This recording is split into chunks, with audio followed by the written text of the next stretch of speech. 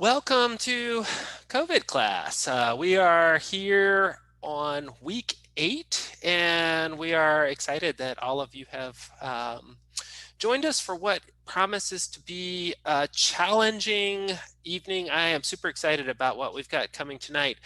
Before we jump into that, Dr. Newton wants to say a few words about what we've got planned for next week. Week 8, you think I would learn to unmute myself before I start to speak, but you would be wrong. Or me to share the right screen.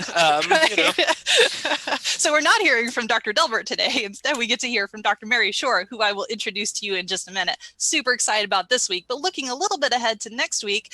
You might have seen reminder emails from Dr. Fisher and myself about an exciting opportunity for next week's webinar.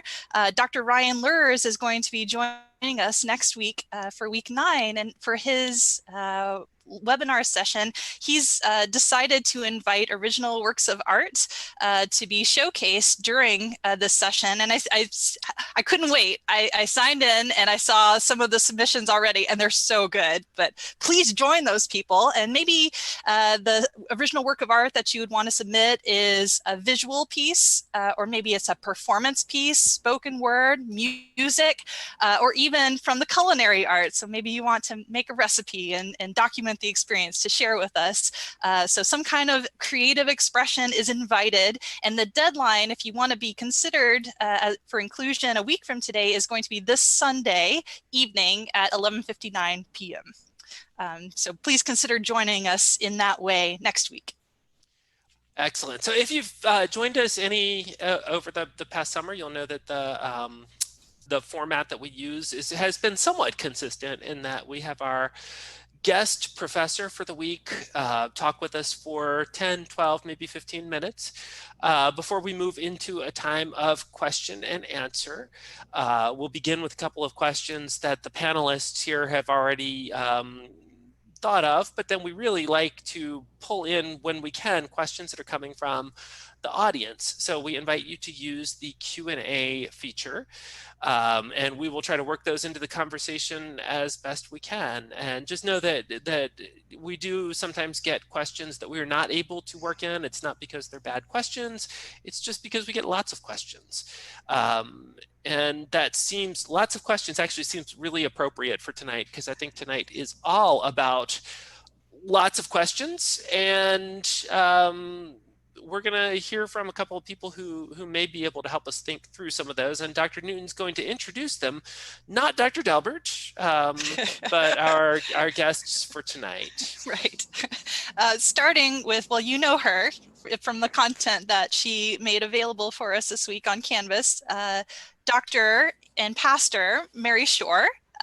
So she is a former pastor at Lutheran Church of the Good Shepherd in Brevard, North Carolina, and Lenore Ryan University had the good fortune of Is poaching an inappropriate word? Any case, we got her. She is the rector and dean of the Lutheran Theological Southern Seminary, which is a part of Lenore Ryan University in Columbia, South Carolina. Dr. Shore earned her PhD from Duke with a specialization in biblical hermeneutics. And so I had to look up that word, despite being a religious studies major as an undergraduate. Dr. Short, hermeneutics for the cheap seats, could you? Interpretation, so biblical interpretation. Great. So she is grounded in the sacred texts of Christianity. And 2 of her most recent articles, to give you a sense of the area in which she's currently working, are entitled The Resurrection of Christ and the Creation of Community, and Preaching the Beatitudes in the Age of Trump. So if the titles of those 2 articles give you any kind of an insight into who she is and what she's interested in, so consider those today. And then in addition to Dr. Shore, we are joined by Vicar Christopher Girardeau, who is about to enter into his final year in the Master of Divinity Studies at LTSS, where Dr. Shore is rector and dean. He will soon return to Columbia following the completion of his year-long internship at Trinity Ecumenical Parish, which is a unique congregation that's comprised of Lutheran, Lutherans, Episcopalians, and Presbyterians in the small town of Moneta, Virginia. Christopher was elected to serve as the student body president during his senior year at seminary. And as a Fund for Leaders scholar, his studies are sponsored by the ELCA.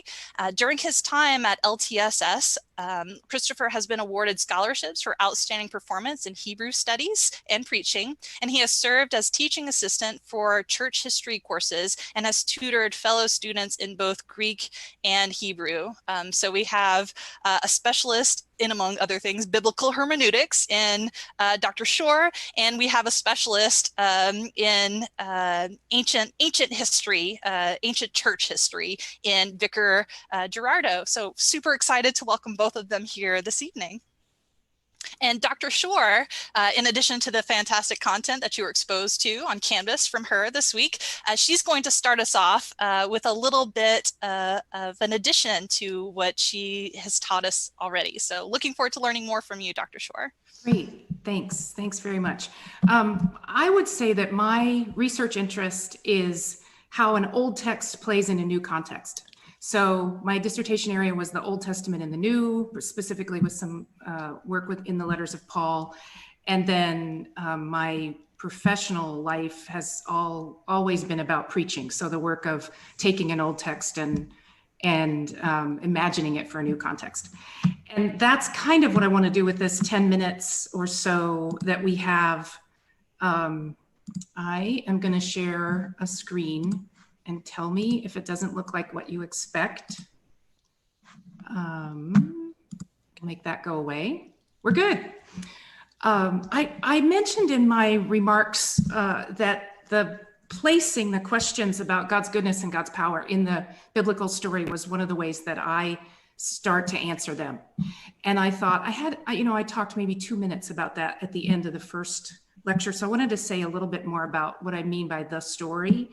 And then we'll just have kind of that we'll have that in the airspace as we do some questions together.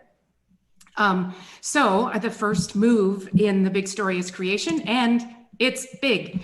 That is to say, we exist in a really large creation. And in Genesis, it takes, days, several days of work, steady work. And finally, on the last work day, we get to humans. So part of the way we make sense of our world is to understand ourselves as existing in a bigger system, and only parts of which are even visible to us. So there's a little kind of mystery built in from our perspective right away. Also, it's good. This, by the way, is the most minimalist PowerPoint you will ever see from me, in some measure because I wanted to talk and not have you looking at visuals, and in some measure because I did it this afternoon. So God says at every point in creation that it's good.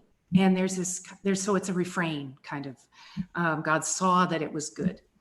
The Creator is pleased with creation. And that's important for us because we know while all sorts of things may be distorted now, God doesn't make junk, as that old poster said.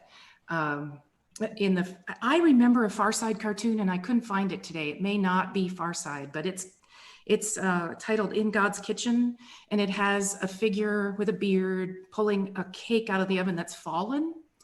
And the figure is saying, I think there's something half-baked about this. So, you feel like that sometimes, but actually in the story, it turns out it was pretty well put together at the start. And one of the features of it being well put together is that community is built in. I think I did, whatever that was, 40 minutes of material with you all and never said anything about the fact that we're in this together. And so I say it now. There are two stories of creation in Genesis, and no matter which one you read, you have mention of multiple people, right? Male and female, he created them in the first story. And then in the second story, God says, it's not good for the man to be alone, or right? The human to be alone. So gotta make another one. We're in this together right from the start. fall is that we call this the fall. I'm wondering if we should have called it the reach, because it's really kind of a reaching up more than a falling down. The serpent says to Eve in this Genesis 2 story, she says, I can eat anything, we can eat anything, not supposed to eat of the tree at the center of the garden, or we'll die. And the serpent says, I don't know where you got that. You won't die. You'll become like gods, knowing good from evil. And that seems like a cool thing to her. And so she eats the fruit, and then she gives some to Adam, and he eats as well. It's that line of the serpent that I think it remains a temptation, right? In a lot of different contexts. You'll be like gods. You'll kind of be the master of your fate, the captain of your soul. All the time we get kind of enthralled by that. I'm gonna have this kind of autonomy. But what looks like autonomy might actually just be the isolation of the self-absorbed. The second thing to say about the fall is that blaming happens really quickly. As soon as the woman is interrogated by God about how she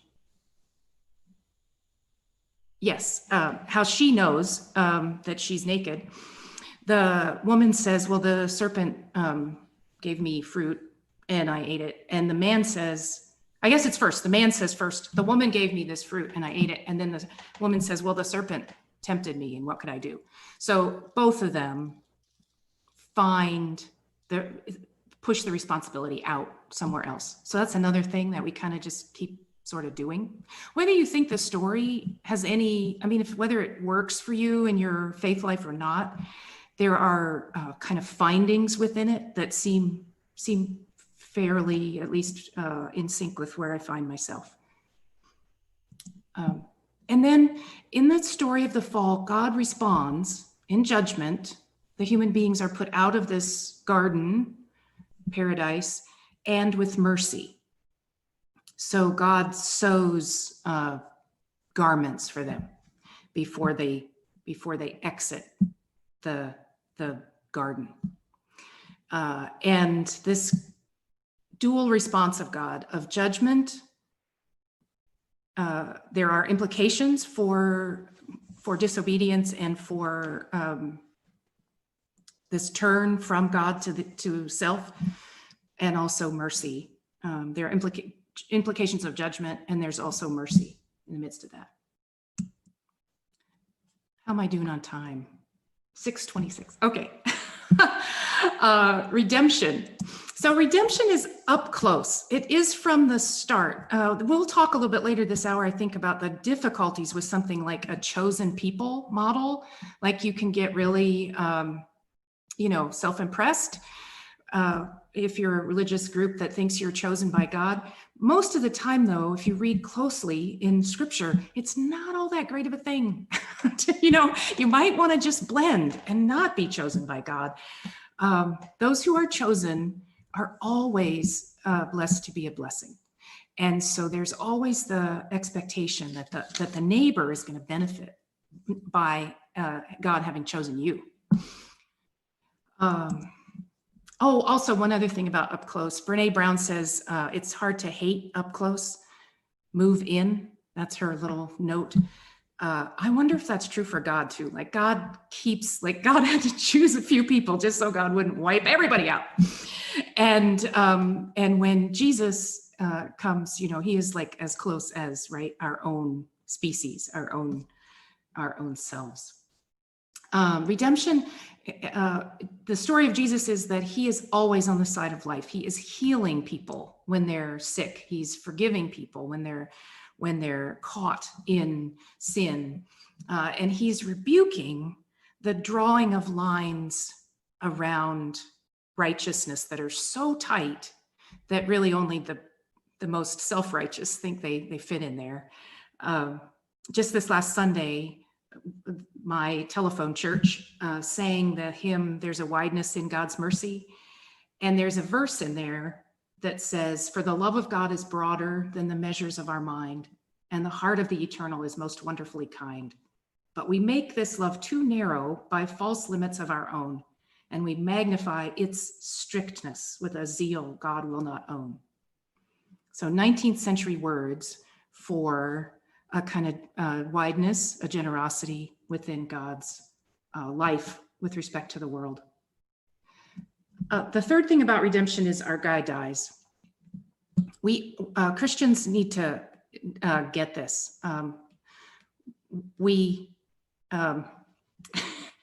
It was ugly, right? The end or goal of evil is radical isolation. Evil wants to convince you that no one is there for you. And Jesus goes all the way to that end, absorbing all that evil and dying. Friends desert him. Religious leaders get him exactly wrong. They think he's blaspheming when he's actually revealing God. Pilate just can't be bothered with executing justice. He just needs it to be over. So the government abandons him. Bystanders mock him. And then God is silent. Sometimes I think Jesus said, "Why hast thou forsaken me?" on the cross. Meaning this, look, I knew everybody else would fall away. But you, God? That's redemption. And Lutherans especially, but other Christians too, find the power of God in faithfulness like that. Like Jesus is faithful to human experience all the way to that end. And then redemption. Christ is risen, and not just risen, ready to kick ass and take names, if you will. I guess it's a family show. Maybe I shouldn't have said it quite like that. But saying instead, peace be with you. And going back and connecting himself to his community and giving his community a commission to keep that connection of love and forgiveness and peace going. So that's redemption. Finally, fulfillment. This is the part we know the least about, of course, but we have some biblical witness about it. We wait for a time when life wins, unequivocally. Revelation 21, sorry. I don't think there are 24 chapters in Revelation. Revelation 21, verse 4 says, "Death will be no more," right? Mourning and crying and pain no more. That's where Christians think we're headed. And it's not that we're so enthralled with the next life that we don't that this one doesn't matter, but it's just that this one is not final in a way that the final fulfillment is. Also, when we talk about the fulfillment, the reconciliation that God imagines for all things, we speak of it in terms of a banquet. So you have, my favorite part, I love eating. This is an image that both in Old Testament and New Testament is a way of saying there's enough for everybody. There's good food, there's good company, there's a banquet. And there's peace without danger. So you don't have peace just because everybody's scared, right? And staying in line this time, unlike in the garden. You have peace because people are actually reconciled to God and one another. So you get in Isaiah a verse like, "The wolf shall lie down with the lamb, the calf and the lion and the fatling together, and a little child shall lead them." So that's the end toward which we wait and hope. And that was not 10, that was 12 minutes, but I'm done. 12 minutes is just fine. And I'm going to say you have given me a true gift tonight. This is a little bit tangential, but we'll get back to your talk.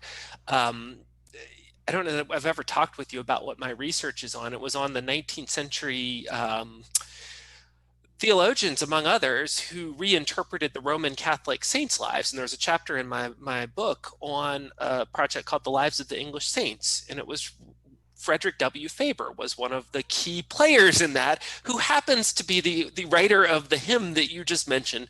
And in 14 years at Lenormand, I have never had cause to talk about Frederick W. Faber in a class before, and now I have. So thank you. One of the things that Dr. Newton and I were talking about earlier today was the way in which it felt to us, at least, like the story that you just told about, in many ways mirrors the Christian year. The movement through Lent, which is a time of lamentation, the movement through Advent, which actually occurs before Lent in the Christian year. I just get locked up in my calendar thinking where it's in December. And I'm wondering if do those lessons that we take from the story of the Christian year have any bearing on the longer season that we're in right now? Are we in a time of Lent where it's lamentation as we deal with this COVID-19 crisis?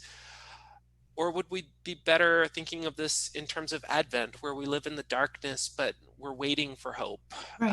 And how does that connect to that story that you've just been telling us about? I think either one works. I think that the beauty of the church year, or even the liturgy, I guess in Eastern Orthodoxy, they actually run through the whole year, or the whole, story of Christ in each worship service. We have another way of doing that where it takes us kind of a year to run through the story of Jesus. But either Lent or Advent are helpful analogies. I'm kind of living, I think, in Lent. So I'm still, a friend of mine says that Lent is a man went on a journey, and Advent is a stranger came to town. And I still feel that journey really deeply. Like I have all my metaphors are wilderness metaphors right now. So maybe if you were preaching to me, Devin, you would say, why don't you try Advent on and see if that's more hopeful, right? Like we wait and we watch and we hope for something that's completely outside of ourselves, a stranger coming to town. I'm not the preacher, so maybe I will toss that question over to the preacher. Vicar Girardeau, I don't know that I intended to start with such a personal question, but I'm wondering, where are you in this? Where Lent, Advent? Would you tell Dr. Shore maybe give Advent a try, or is Lent the appropriate place to be right now?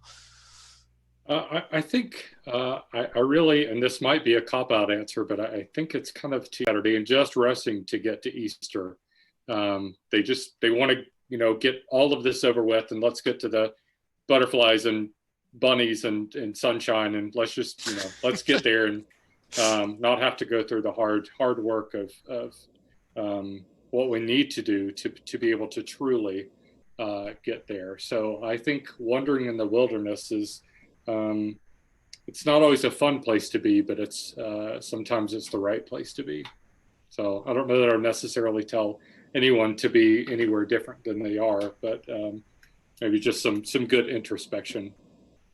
And Dr. Shore, it feels like where you are is right in line with what N.T. Wright was saying in that article that you had us read, talking about the merits of lamentation. And he went so far as to say that maybe we should follow what T.S. Eliot said, that the better advice is to wait without hope, because if we hoped, we would be hoping for the wrong thing. And part of me responded to that as, well, that's bleak. And then part of me tried to give it a shot. You challenged us to try lamentation. So I'm wondering what you think about. Is there a role for hope? Can hope be a part of lament? Yeah, I did not know that Eliot poem. Dr. Fisher I may know him texts, but he'd be dismayed, I think, at the holes in my education. But it's a beautiful poem. And it's, what is it called? Wait Without Hope. Without Hope, it is. Yeah, I've got it. I've got a link to it here.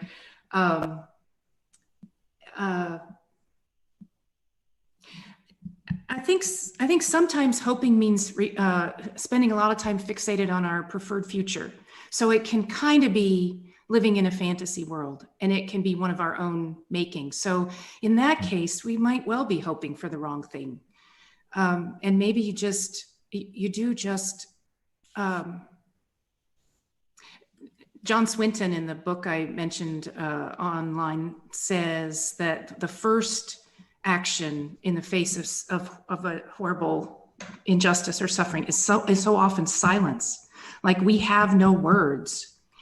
And I sometimes think that's what it means to wait without hope, that somehow you can't form it into a story yet to try to offer meaning to it. And lament or lamentation probably does that too. You're not actually trying to create a narrative that holds meaning, that this is why something happened, or this is what's next. You're just offering up that sort of emptiness to God. I think that's really useful as a way of prayer. It undoes a lot of taboos we have about prayer, like I have to have it together before I tell God anything, or or I have to be really nice, or whatever, respectful. You apparently don't have to be any of those things to pray. It feels like there aren't very many formulaic prayers that are like super pissed at God. Do you have any that you could offer? Some of the Psalms aren't they? Sure. Formulaic. Well, they're sad. Yeah, they're pissed too, aren't they? Yeah, I think there are some. One of them says, "Will the dust praise you?" Well, no, and that's a great question for God. Like, I thought we had a thing here, and it involved me praising you. What's going to happen now? I wonder if it's always felt to me, and I'm not a biblical scholar, but it's always felt to me like whenever the psalmist gets that attitude, it's often because he's realized something about himself, like maybe I'm not as special as I thought I was, and that has left me in a place where I'm angry now. And I've been having some emails back and forth with some of our community members. It's come up in a number of places. And I'm not even sure how to connect this in, Dr. Newton. You may have to help me here. The concept of American exceptionalism. We've thought that we are special, that we are the chosen ones.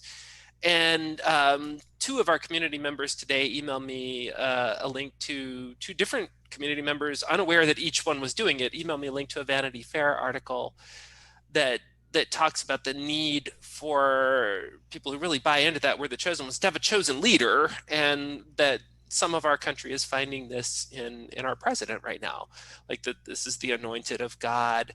And I'm wondering how this links in to some of what you talked about with I think it links in with the Psalms. Like I realized maybe I'm not as special as I thought I was, but also with the theology and the ethics that you talked about,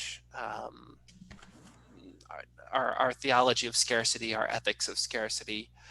And Vicar Girardeau, I think I would love to hear you weigh in on this as well. I think that's a particularly interesting thing when you start thinking about how do we live this out in congregational ministry, which is where you are right now. I have no idea if that was a coherent question or not, but I'm going to stop talking now. Yeah, I definitely think there's something there. I mean, you see it not only now, this idea of that America is this great chosen place, but hundreds of years ago with Jonathan Edwards talking about us being a shining city on a hill, and then Manifest Destiny and Monroe Doctrine, and it is perpetuated up until now. And I think that's a holdover or a continuation of Christendom, and this idea that Christendom can conquer the world, and then we can colonize the world and have people that look different from us be people that we use, and that still is a thing today, and manifests itself in the ways that we are somehow, white America is somehow better than our brown and black siblings. So it's those things, even though they're huge kind of pandemics, are still microcosms of this idea of us and the other. And so when the other, especially is different from us, whether it's sexual orientation or race or even socioeconomic status, somehow we always try to put ourselves above them. And that has manifested itself into, Black, Indigenous, and other people of color communities being hit by this disease a lot harder because of these systemic things that are in place. I see it playing out throughout history and still today in so many ways. And I think the article from the AME pastor that we read for this week really demonstrates that. Yeah. Dr. Shore, I just realized you didn't get a chance to respond, but maybe the question that I have will lead into what you were going to say anyway. You talked about this in your lecture. You showed us a painting, the Chinese painting about was it 1080? Yeah, there it is. Travelers among mountains and streams, and you called it the opposite of a selfie. I loved that. And then you observed that maybe one side effect of all the coronavirus fraughtness has been that it helps to draw us to scale. And what Vicar Girardeau was just talking about with American exceptionalism and all of these historical features of our past that kind of helped to shape us today. Do you think that we Americans maybe have a harder time with scale? Do we have more so a distorted picture of ourselves, and that's making it harder for us to deal with this? Yeah, I don't know about that. I mean, I do think everyone is pretty much at the center of his or her own story. So my guess is that in other countries, they're pretty sure they're exceptional.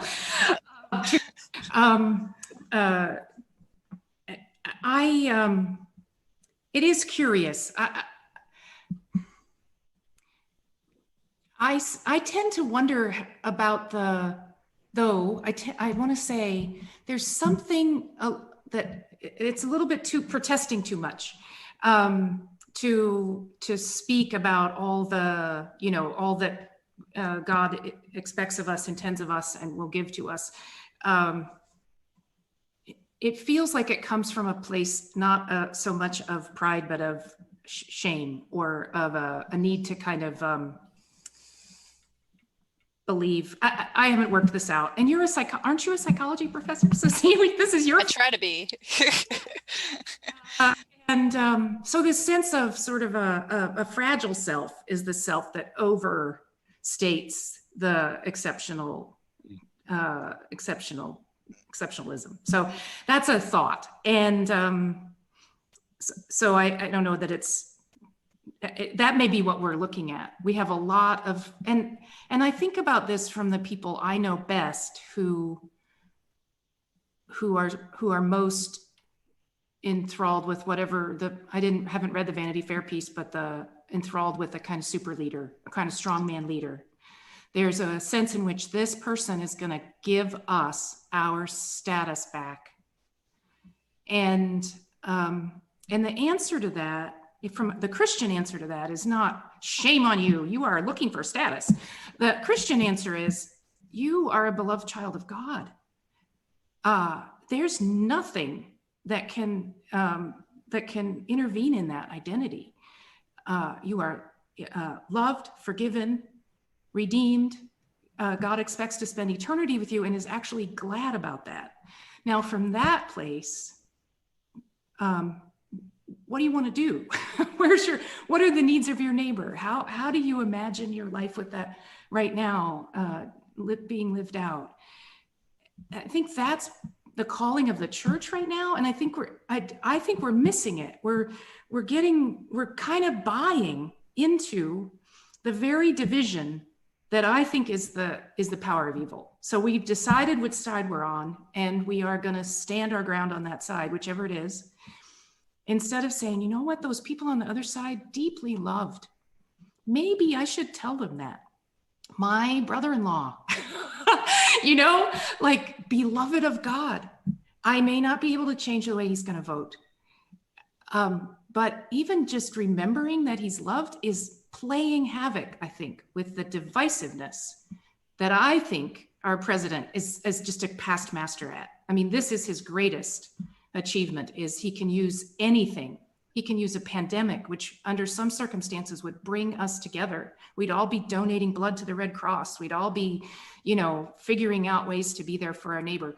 And in the current culture, makers of opinion have managed to make it a place of divisiveness rather than coming together. That was a long speech. Sorry about that. No, that's fantastic. I think my instinct when I hear that kind of rhetoric is like, okay, take it down a notch, knock you down a peg, right? You're not all that special, but you're saying double down on like, yeah, you are special. You like doubling down on love. It's true, but it's true for everybody. And how do you respond to that? It's a very different kind of an approach, recognizing that maybe that exception, that I'm so special, that chosenness, like really focusing on that comes from a vulnerable place instead of a prideful place, or a shameful place instead of a prideful place. Mm-hmm. It really changes things. Wow, thank you. I wonder if we can come to the comment that Paul Myers made over here in the comments, and just a note out there for our audience. If we didn't, I'm going to go theological here. If we didn't live in a fallen world, we would love to have that chat line on for you all the time, because we would welcome that interaction. The reason we typically keep it off, and we forgot to click that button tonight, is simply because we have heard so many stories about people coming into Zoom meetings and using the chat room or other things to intentionally disrupt, to intentionally be harmful. And we know that those of you who have been here with us every week, that's not who you are, but the risk of that is such that we do turn the chat line off. We welcome the questions in the Q&A, but before we remembered to turn that on, Paul Myers made this comment, the hermeneutics of repentance, and he references Adam Gustin's work, Just Church, involves learning to ask the right questions rather than seeking the right answer. And I love that concept, that rings true to me. Maybe we just need to work on learning the right questions in light of our need to understand our place in this pandemic. And it kind of touches on what we were just talking about. But I guess my question would be for Vicar Girardeau first. As you're working with the congregation, what would be the question that you want them to ask right now? And then Dr. Shore, maybe from a little bit of a different perspective, working with students in seminary, what would be the question you would want them to be asking right now? Maybe they're the same, I don't know, but it's interesting to me to think about those different audiences.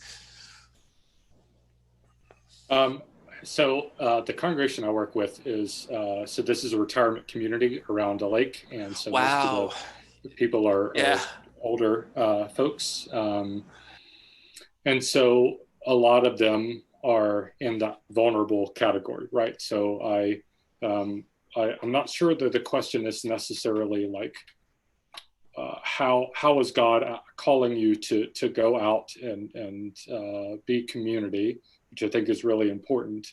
But I think that there are special ways that we can be community. So I was thinking back to something Dr. Shore said earlier about the resurrected Christ coming into with his followers and saying peace to them. And it made me think about the word peace, and in Hebrew, the word that is usually translated as peace is shalom. And it's more than just I want there not to be war or violence or a pandemic, but it's I wish you wholeness.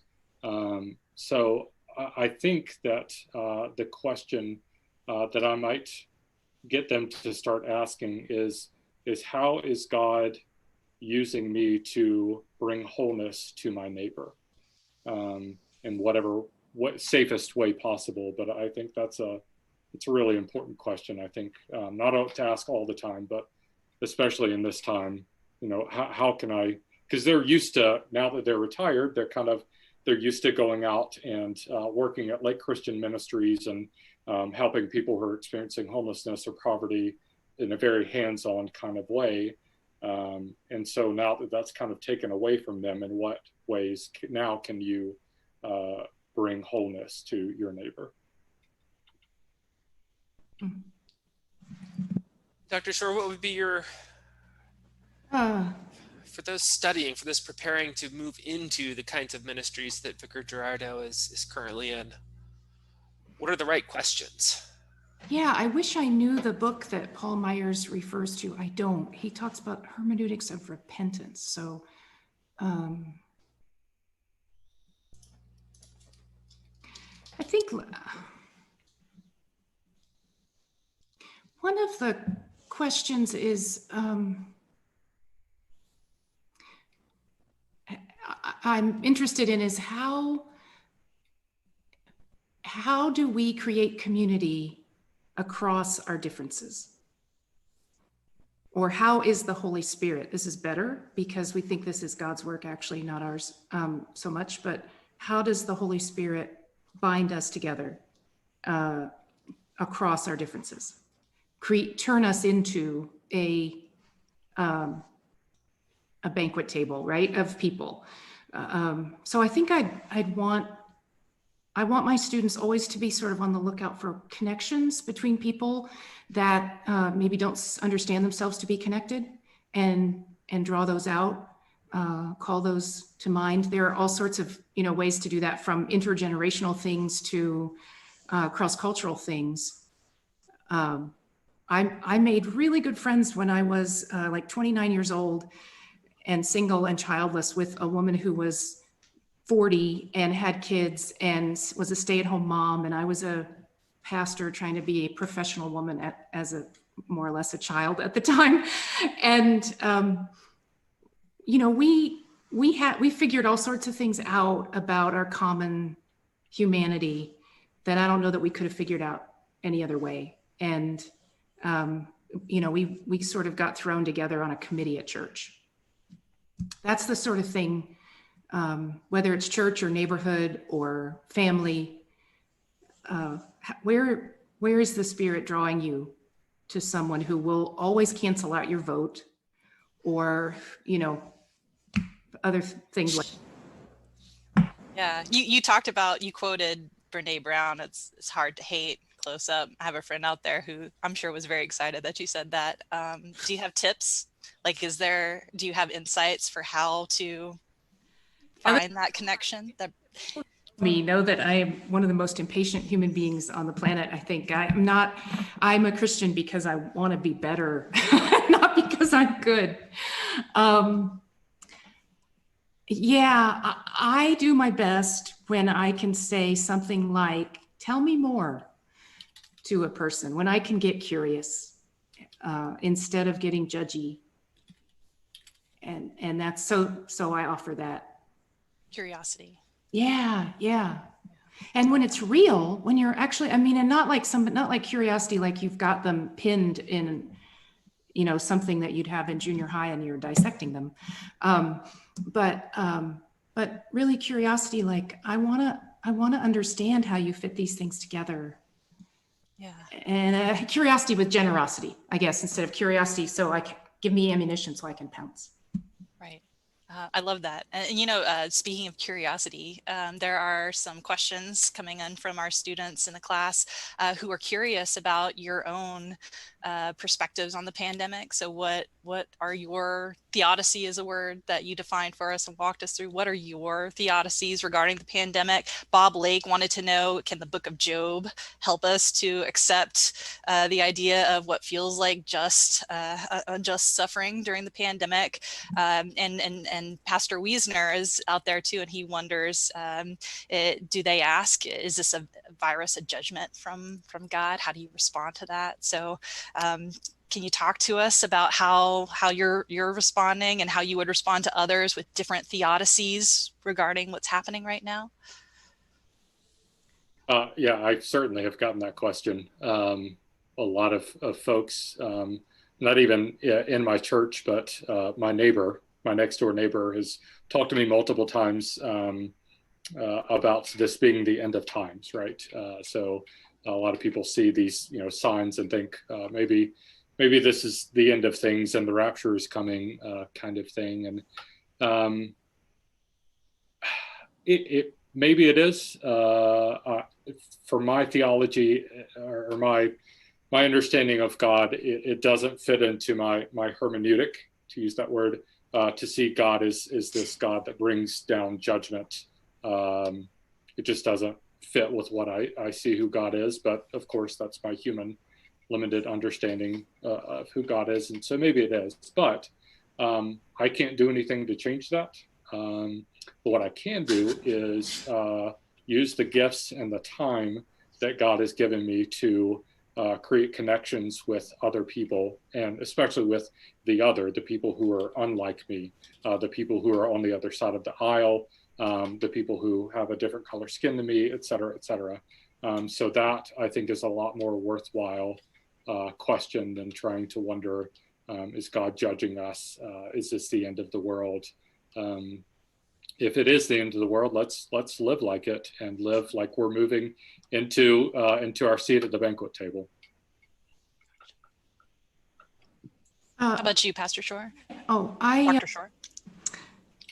I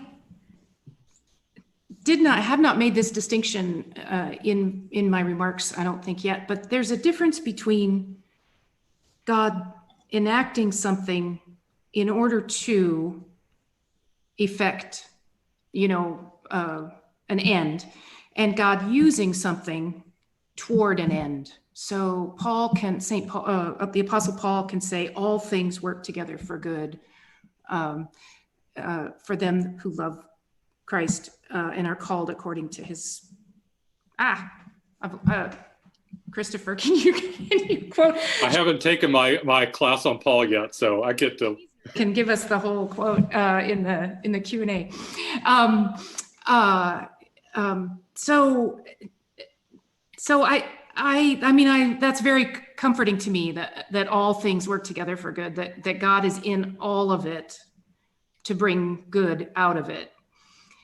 And then I think beyond that, the scripture has all sorts of ways, and this is Ross Douthat said this in his article, people have all sorts of ways of making sense of suffering within scripture. So sometimes it's just innocent suffering. And that book of Job is like, all this guy did was stand out because he was righteous. Again, blend is the moral of the story.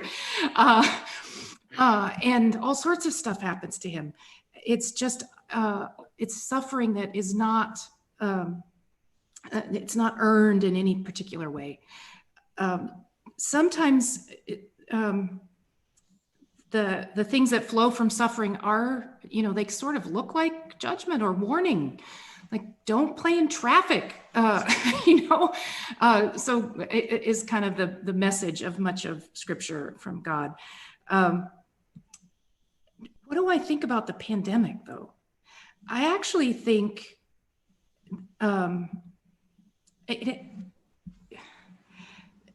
that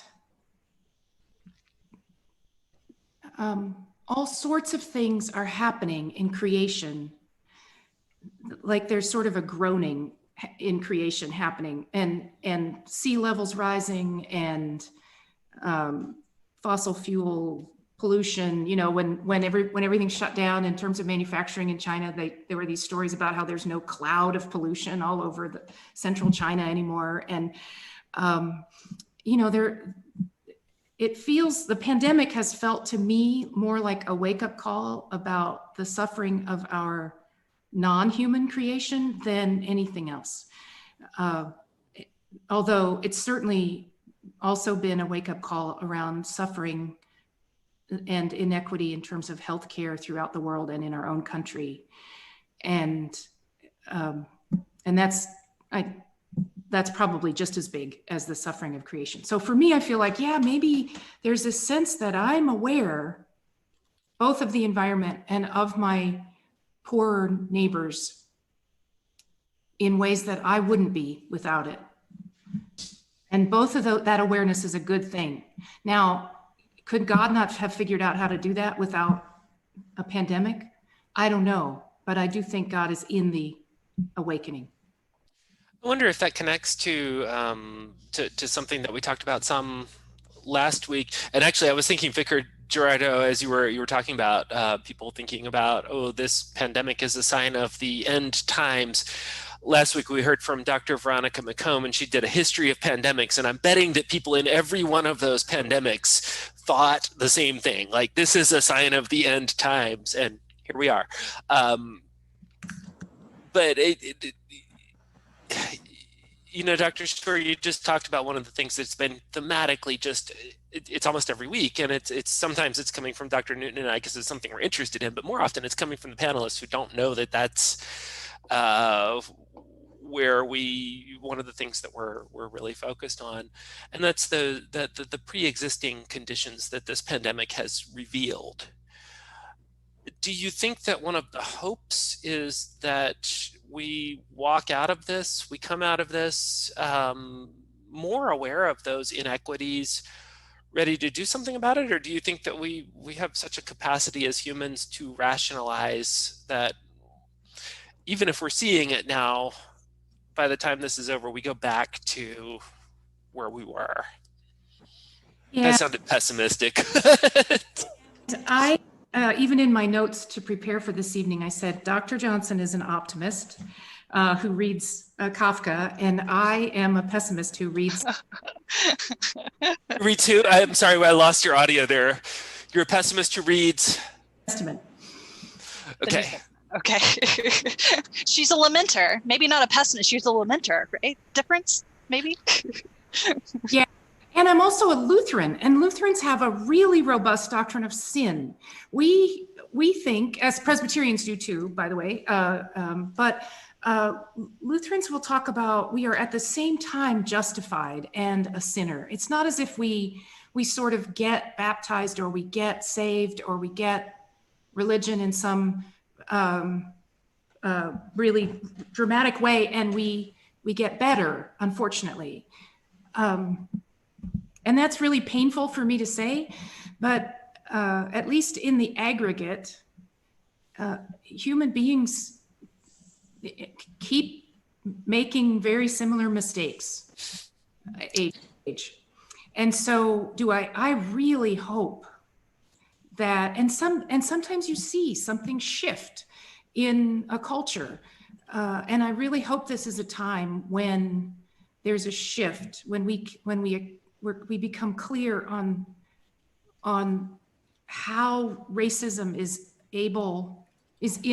in all of us, and how we both are acted on by it and contribute to it, and we have a collective will, a societal will to change that. I really hope that this highlights that what we expect of public schools is so clear right now.